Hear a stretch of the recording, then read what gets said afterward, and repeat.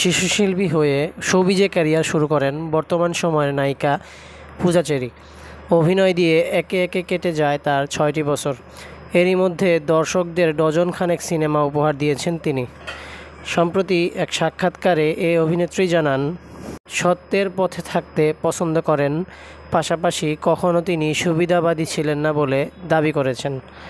সাক্ষাৎকারে পূজা চেরি বলেন, যেটা সত্য সেটাই হওয়া উচিত এবং যেটা সত্য সেটার পক্ষে থাকা উচিত, আর আমি আসলে সত্যের পক্ষে থাকতে পছন্দ করি।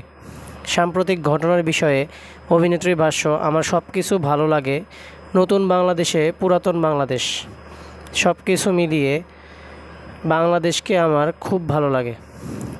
যেহেতু আমি অন্য কিছুর সাথে জড়িত ছিলাম না এবং আমার কাছে মনে হয় যে সত্যের পক্ষে থাকাটা জরুরি, সেটা যে পক্ষের হোক না কেন, যে সত্য তার পক্ষে থাকাটা জরুরি, এবং আমি কখনো সুবিধাবাদী লোক ছিলাম না।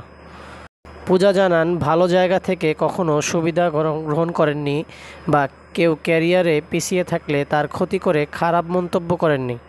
শেষে তিনি বলেন, আমি চাই দর্শকদেরকে ভালো কাজ উপহার দিতে, যাতে আমার ভালো কাজ দর্শকরা দেখতে পারে।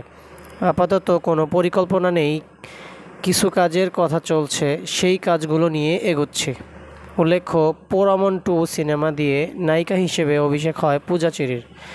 তবে তার মুক্তিপ্রাপ্ত প্রথম সিনেমা নূরজাহান, এরপর দহন, প্রেম আমার 2, গলুই, শান সিনেমাগুলোতে বড় পর্দায় দেখা গেছে তাকে।